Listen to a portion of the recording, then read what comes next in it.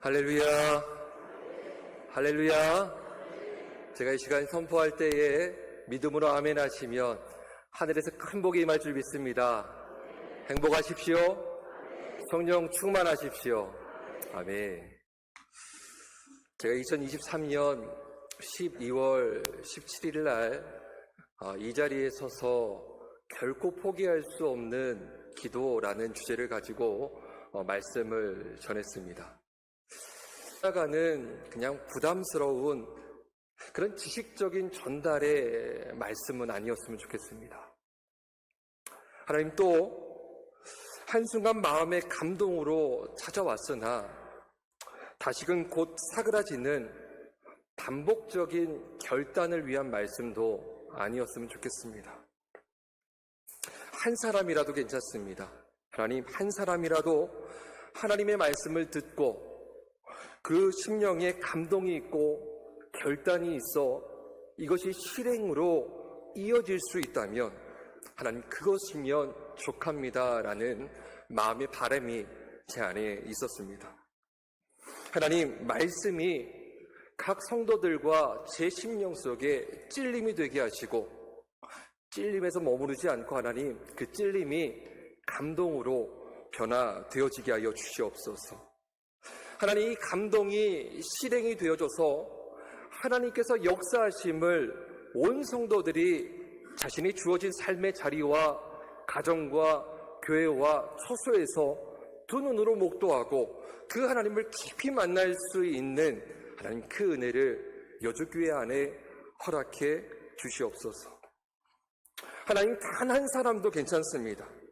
그 단 한 사람을 위해 하나님, 부족한 종의 말씀이, 주의 말씀을 대언하는 이 말씀이 증거되어지기를 소원합니다 라는 마음으로 주일 설교를 준비했던 것 같습니다.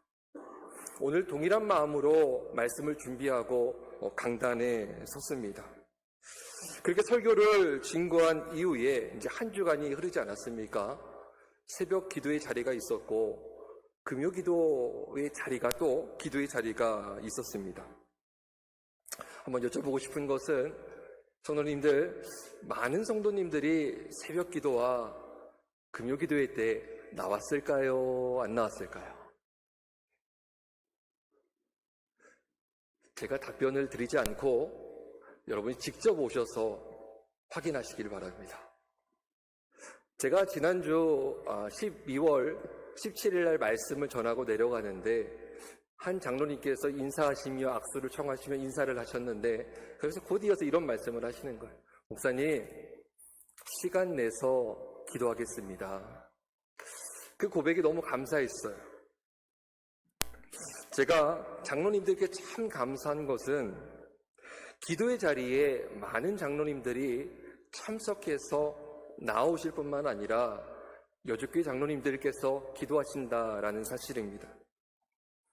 기도의 아름다운 본을 보여주시는 장로님들, 그리고 여주교회의 영적 울타리가 되어주시는 장로님들께 이 자리를 빌려서 개인적으로 감사한 마음을 전합니다. 목회자가 되어서 사역을 하며 가장 많이 들었던 이야기 중에 하나, 그리고 가장 많이 제 입술을 통해서 전달되어졌던 말 중에 가장 많이 전한 말 중에 하나가 여러분 무엇이라 생각하십니까? 제가 곰곰이 제 자신을 돌아보니 여러 가지 많은 말들을 많이 했겠지만 그 중에 가장 많이 했던 말은 기도였습니다. 기도하자라는 얘기였습니다.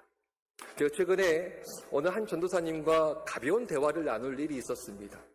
그 전도사님께서 저에게 뭔가 대답을 해주셔야 되는데 제가 그 대답을 듣기 전에 전도사님께 이렇게 말씀드렸어요. 전도사님, 대답하시기 전에 기도하고 저에게 답을 주셨으면 좋겠습니다 라고 말씀을 드렸습니다. 사랑하는 성도 여러분, 작은 것 하나까지도 하나님 앞에 기도함으로 물어서 우리는 결정해야 합니다. 그만큼 기도는 중요한 것입니다.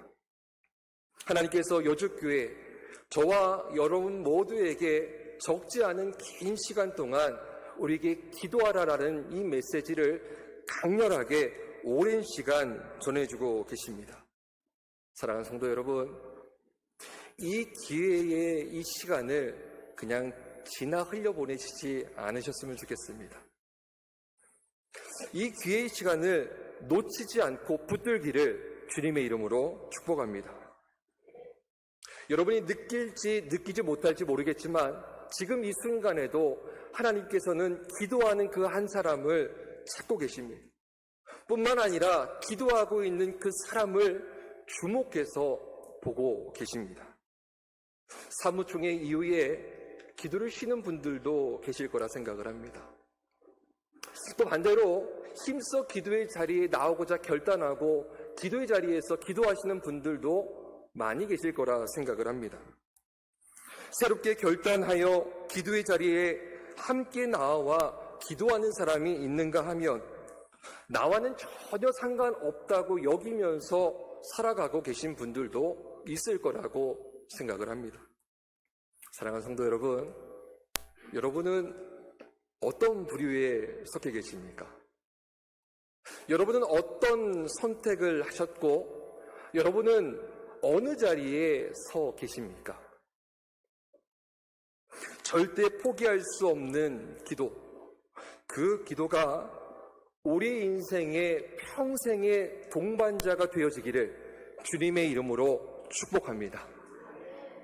결코 포기할 수 없는 그 기도, 그 기도에 있어서 우리가 반드시 알아야 될, 알고 있어야 될 두 가지가 있습니다. 오늘 그 두 가지의 말씀을 설교를 통해서 말씀을 전하고자 합니다. 첫 번째는 우리가 기도할 때에 그 기도를 듣는 분이 계시지 않겠습니까? 우리가 말을 할 때도 말을 듣는 분이 계시는 것처럼 우리가 기도할 때도 그 기도를 듣는 분이 계시다라는 것입니다. 그렇다면 그 기도를 듣는 하나님께서는 어떤 분이실까라는 거예요. 도대체 그 하나님을 다양하게 우리가 표현을 할 수 있는데 우리가 기도함으로 주님 앞에 나아가 기도하고 그분과 대화할 때에 그분은 도대체 그 순간은 어떤 하나님이실까? 마태복음 7장 7절과 11절까지의 말씀에 너무 잘 기록되어져 있습니다. 우리 함께 읽겠습니다. 구하라, 그리하면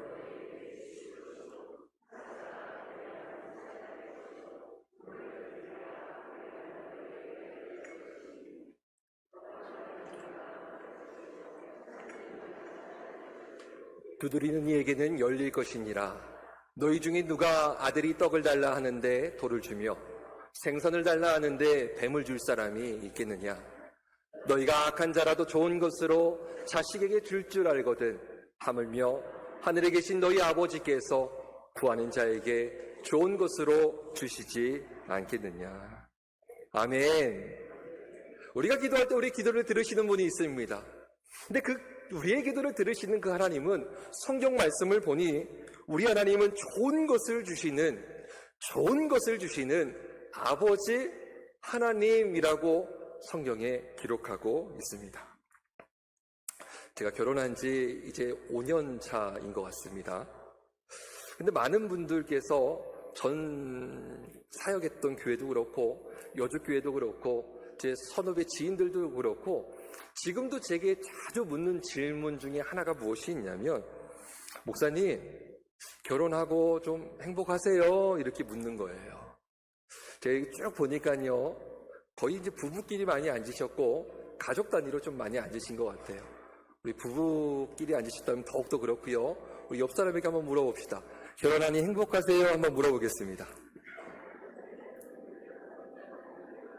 특별히 부부끼리 앉으셨다면 지금 이 시간 대답도 해주시길 바랍니다.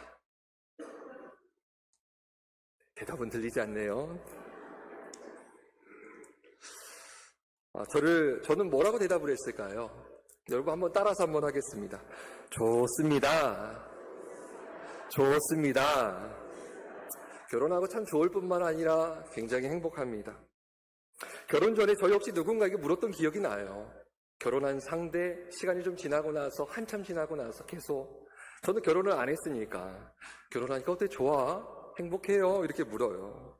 근데 참 재밌는 것은 대부분의 사람들이 그 대답에 신혼을 빼고 대부분의 사람들이 머뭇거린다라는 것입니다. 그리고 답을 회피하거나 다른 말을 하거나 답을 하지 않는 경우도 종종 접하게 되었습니다. 그래서 대화를 이렇게 주변을 좀 들어보니까 결혼 얘기들을 많이 하잖아요. 결혼하고 나서. 결혼하니까 어때? 좋아하면 너무 좋아. 너무 행복해. 너도 결혼해봐. 결혼하면 너무 좋다니까? 그러면 꼭 그 자리에 기다렸다는 듯이 얘기하는 사람이 꼭 있어요. 기다렸다는 듯이 그 말의 틈을 비집고 들어와서 얘가 뭘 모르네. 덜 살아봐서 그래. 시간이 조금만 더 흘러봐. 조금만 더 살아봐. 그게 좋은가? 또 어떤 사람은 이런 것 같아요. 나만 당할 수 없어. 너도 한번 당해봐. 라는 마음으로 그냥 웃으면서 좋아, 해봐. 라고 말하는 우스갯소리도 있습니다. 저는 저희 주례를 논산교회 원로 목사님이신 김영호 목사님께서 저희 주례를 서주셨습니다. 목사님은 개인적으로 저에게는 스승 목사님이시기도 합니다. 저희가 결혼 전에 주례를 부탁드리기 위해서 찾아뵀는데 저희 둘을 앉혀놓고 책을 한 권씩 선물로 주셨습니다. 근데 그 책은 선물의 의미를 넘어서서 독서보고서를 동반했습니다. 책을 다 읽고 아내와 각각 반드시 독서보고서를 써서 주례가 있는 한 주 전까지 메일로 보내라는 것이었습니다. 어떻게 했겠습니까? 열심히 읽고 열심히 독서보고서를 써서 아내 거와 취합을 해서 제가 메일로 보낸 기억이 납니다. 제가 오늘 설교를 준비하면서 제 인생을 돌아보면서 그때 생각이 나서 그 독서보고서의 안에 있는 또 제가 짤막하게 기도문을 하나 썼더라고요. 그 기도문을 제가 읽다가 이거는 좀 설교할 때 나누면 좋겠다라고 생각해서 제가 한번 들고 와서 좀 읽어드리려고 합니다. 이런 기도문이었어요. 하나님을 앞두고 사랑하는 하나님 앞에 기도합니다. 하나님, 저는 주님의 은혜 없이는 아무것도 자신이 없습니다. 저는 한 사람의 마음을 얻을 자신도 없습니다. 저 혼자만 진실하고 정직하다고 되는 것이 아니기 때문에 그렇습니다. 저는 배우자와 자녀 그리고 누군가를 내 힘으로 바꾸어갈 힘도 없습니다. 내 자신도 내 힘으로 변화시키기 어렵기 때문입니다. 하나님, 함께 꾸려가야 할 모든 여정 가운데 풍성한 은혜 베풀어 주시기를 소망합니다. 주님 안에서 새롭게 시작되어질 가정을 긍휼히 여겨주시기를 소망합니다. 살다 보면 생기는 노하우와 그리고 달고 다른 요령으로 인생을 살아가는 것이 아니라 오직 아버지 하나님의 은혜로만 살아가도록 인도해 주시기를 소망합니다. 너는 범사의 그를 인정하라. 그리하면 내 길을 지도하시리라. 하나님, 이 말씀을 굳게 믿으며 기도합니다. 주님을 우리 가정의 머리로 인정하며 기도합니다. 우리의 걸어갈 모든 여정을 주님께서 친히 인도해 주시고 이끌어 주시옵소서. 예수님의 이름으로 기도합니다. 아멘. 제가 그때 그렇게 기도했고 참 오랜 시간 이 기도를 해왔던 것 같습니다. 오랜 시간 기도하며 하나님께서 저에게 베풀어 주셨던 배필인 배우자이기 때문에 그런지 모르겠어요. 하나님께서 살다 보니까 또 말씀을 준비하며 돌아보다 보니까 제가 구한 것보다 더 좋은 것들을 주신 것을 제가 다시금 또 깨닫게 되었습니다. 결혼 전에는 보이지 않던 것들이 있습니다. 결혼한 후에 몸을 맞대고 같이 살아야지만 보이는 것들이 있습니다. 결혼해서 함께 살지 않았다면 볼 수 없었던 아내의 그 본연의 모습을 볼 수 있었습니다. 어느 가정이나 마찬가지겠지만 그 모습이 감사한 것도 분명히 있었지만 살다 보니 불편한 것도 있었습니다. 지금은 저보다 더 성숙하게 반응하는 아내로 인해서 하나님 앞에 참 감사한 것이 참 많습니다. 근데 중요한 것은 처음부터 그러지 않았다라는 거예요. 함께 기도하며 우리 아버지 하나님께 맡길 때에 기도하고 또 기도하고 또 기도해서 맡길 때에 하나님께서는 서로를 바꿔 가셨습니다. 어느 날 아내와 함께 저녁의 시간을 보내고 있었습니다. 근데 어느 시간대가 되자 아내가 갑자기 성경책을 들고 골방으로 들어가는 거예요. 종종 누군가와 통화를 하다가도 어느 특정 시간이 되면 전화를 끊고 골방으로 들어가는 거예요. 이게 며칠 반복되니 제가 아내에게 물어보기 시작을 했어요. 뭐 하는 건지, 왜 그러는 건지. 그때 아내의 대답을 듣고 제 내릿속에 기억났던 성경 구절, 연상되는 성경 구절이 마태복음 6장 6절 말씀이었습니다. 너는 기도할 때에 내 골방에 들어가 문을 닫고 은밀한 중에 계신 내 아버지께 기도하라. 은밀한 중에 보시는 내 아버지께서 갚으시리라. 아내는 그 골방에 들어가서 정해진 시간만 되면 저를 위해서 기도하고 있었던 것입니다. 1시간 이상을 다른 기도 제목은 다 배제한 채 오직 저만을 타겟으로 1시간 이상을 집중해서 기도합니다. 근데 여기서 중요한 것이 있어요. 제가 단 한 번도 아내에게 이것을 요구해 본 적이 없습니다.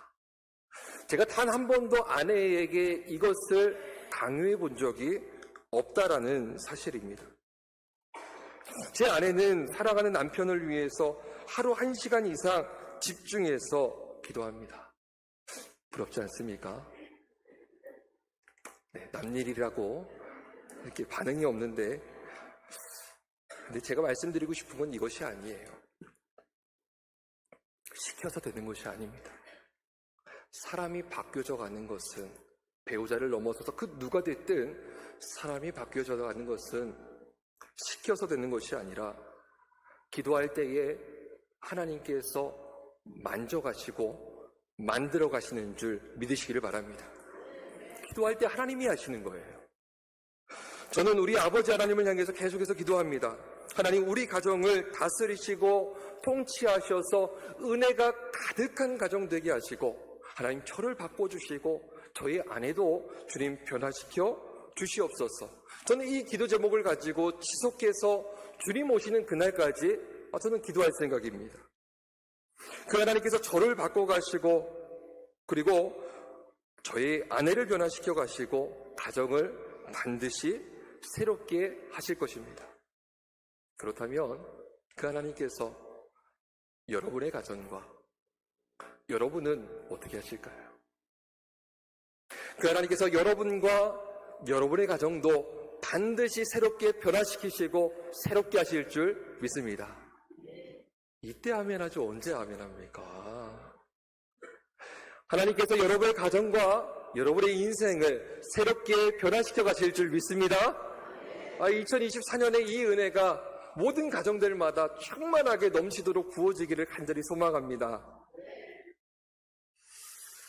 근데 중요한 것은 기도할 때 하나님께서 하신다라는 거예요. 오직 기도할 때에 하나님께서 그 일을 이루신다라는 것을 잊지 마십시오. 이 믿음의 결단이 모든 성도님들에게 위로부터 부어지기를 저는 소망하고 저는 기도하고자 합니다. 저만 기도합니까? 여러분도 기도해야 되지 않겠습니까? 이 소망을 가지고 기도하실 수 있는 복된 삶 되시길 축복합니다. 중요한 것은 말할 때가 아니라, 중요한 것은 내가 이렇게 말할 때가 아니라, 말이 아닌 이러한 기도를 할 때 그 은혜가 풍성하게 임한다라는 사실입니다. 말은 얼마든지 할 수 있습니다. 근데 말할 때 역사가 일어나는 것이 아니라 기도할 때 역사가 일어나는 거예요. 지금껏 인도해 오신 하나님을 기억하시길 바랍니다. 그리고 앞으로 우리 모든 앞으로의 여정도 이끌어 가실 그 하나님께 우리 삶을 온전히 기도로 의탁하고 맡겨드릴 수 있는 믿음이 주어지길 소망합니다. 저는 그렇게 살아가기 위해서 지금까지뿐만 아니라 앞으로도 무던히 더욱 힘써서 저는 노력할 것입니다. 저는 절대 포기하지 않고 기도할 것입니다. 사랑하는 성도 여러분, 여러분도 절대 포기하지 말고 기도하시길 바랍니다. 절대 포기하지 말고 꼭 기도하시길 바랍니다. 우리 아버지 하나님은 우리가 기도할 때에 반드시 우리가 구한 것보다 더 좋은 것을 우리에게 주시는 분이신 것을 잊지 마시길 바랍니다. 이것이 우리가 기도할 때 첫 번째 반드시 알아야 될 거예요. 두 번째, 우리가 기도할 때에 반드시 알아야 될 또 한 가지가 있습니다. 그것은 무엇이냐면 기도는 어떻게 해야 되는가라는 거예요. 우리가 기도하면 기도를 들으시는 분이 있는데 그 하나님 앞에 기도를 어떻게 해야 될까라는 것입니다. 마태복음 26장 39절 말씀에 이렇게 기록되어져 있습니다. 조금 나아가사 얼굴을 땅에 대시고 엎드려 기도하여 이르시되 내 아버지여 만일 할만하시거든 이 잔을 내게서 지나가게 하옵소서. 그러나 나의 원대로 마옵시고 아버지의 원대로 하옵소서 하시고 라고 기록되어져 있어요. 저만 그럴까요? 여기 계신 모든 분들이 그럴 거예요. 기도할 때 부담이 있습니다.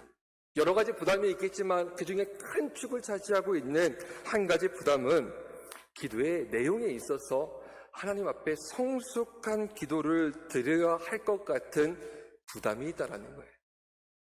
오늘 예수님께서 드리셨던 기도처럼 나의 원대로 마옵시고 아버지의 원대로 하옵소서라는 어떻게 보면 굉장히 대단한 믿음의 고백의 기도인 이런 기도를 성숙한 기도를 해야 될 것 같은 그런 부담감이 있지 않습니까? 어린아이의 기도가 아니라 부모의 마음을 알고 그 마음을 기쁘시게 하는 시원하게 하는 기쁨이 되는 기도, 하나님의 뜻을 이루는 장성한 분량에 이르는 그 기도에 대한 부담이 있습니다. 그렇다면 여기서 질문이 하나가 있습니다. 여기 계신 많은 분들이 계신데 이 정도 수준에 도달한 성도님들이 여기에 몇 프로나 있겠습니까? 그렇다면 그 소수의 사람들만 그렇게 기도해야 되는 것입니까? 그리고 그 수준에 도달하지 못한 성도들은 어떻게 해야 합니까? 장성한 분량의 기도를 하자니 알지도 못하겠고 알고 있다 하더라도 재미도 없고 힘들고 하고 싶지 않은, 그리고 내가 원하고 내가 하고 싶은 기도 제목은 따로 있는 상태 아닙니까? 그 수준까지 역량이 되지 못하는데 의무와 책임으로 억지로 끌려 나와서 기도하라고 하면 여러분 기도할 수 있겠습니까? 제가 12월 17일 날도 말씀을 전했듯이 기도라는 것은 기도의 기쁨이 있고 기도의 즐거움이 있고 기도의 감격이 있고 기도의 재미가 있어야 그 기도를 지속해 갈 수 있는데 어떻게 의무와 책임만으로 이 기도를 지속해 갈 수 있겠습니까? 대다수의 많은 사람들이 신앙과 기도에 있어서 이 지식의 알무로 인해서 족쇄 같은 기도의 틀에 갇힐 때가 참 많아요. 기도는 이렇게 해야지, 기도 그렇게 하면 안 되지라는 어떤 틀들이 있다라는 거예요. 자신 스스로에게 뿐만 아니라 때로는 타인에게도 그 기도의 내용을 가지고 정죄하는 경우가 있습니다. 그렇게 정죄하고 정죄를 받으면서 주눅든 채 살아가다가 최종적으로 결정하는 것이 하나가 있어요. 어차피 기도는 어려워, 힘들고 따분하고 나하고 어울리지 않아, 나와 상관없는 거야. 그리고 어떻게 결정합니까? 아예 기도하지 않기로 결정하는 거예요. 기도하지 말아야지. 이런 사람들에게 꼭 필요한 과정이 하나가 있습니다. 기도의 한 사람으로 되어지기 위해 반드시 밟아가야 하는 단계가 있습니다. 만약에 이것이 없다면 어쩌면 일평생 신앙생활을 하고 있음에도 불구하고 기도의 삶과는 전혀 다른 삶을 살다가 생을 마칠 수도 있을 것입니다.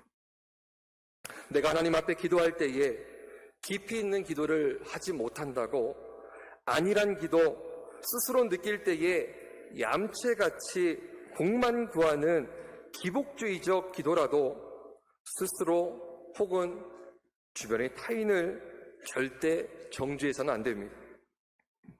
사랑하는 성도 여러분, 기도는 어떻게 하는 것입니까? 기도는 어떻게 하는지 어떻게 배웁니까? 책을 펴놓고 책상 자리에 앉아서 모여서 기도에 대해서 배울 수도 있겠죠. 그러나 기도는 책을 펴놓고 배우는 것이 아닙니다. 따라서 한번 고백하겠습니다. 기도는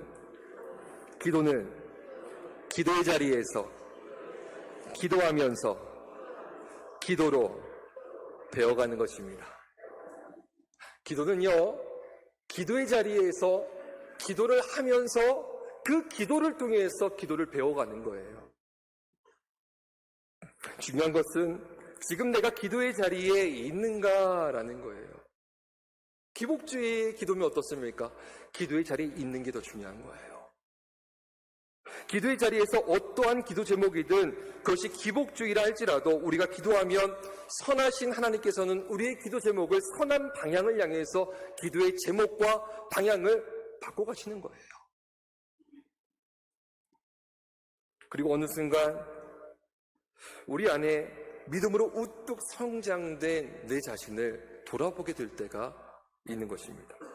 왜 그렇습니까? 기도하는 어느 순간 하나님의 그 마음이, 하나님을 신뢰하고자 하는 그 마음이 위로부터 우리 심령 깊은 곳에 부어지기 때문에 그래요. 하나님을 신뢰하는 마음이 기도의 자리에서 부어지기 때문에 그렇습니다. 기도할 때 중요한 것이 무엇입니까? 내가 기도의 자리에 있는가? 기복주의라 하더라도 나는 기도하고 있는가? 내가 그것이 속되다 할지라도 기도의 자리에서 우직하게 낙타 무릎으로 꿇어서 기도하고 있는가? 난 그렇게 기도의 사람인가? 기도의 자리를 지키고 있는가? 이것이 그 무엇보다 중요하다라는 것을 반드시 기억하시길 바랍니다. 오늘 제가 조금 전에 마태복음 말씀을 읽었어요. 왜 읽어드렸냐면 예수님께서 겟세마네 동산에서 십자가 지시기 전에 하나님께 드렸던 기도가 그 기도기 때문에 그렇습니다. 무엇을 기도했을까요?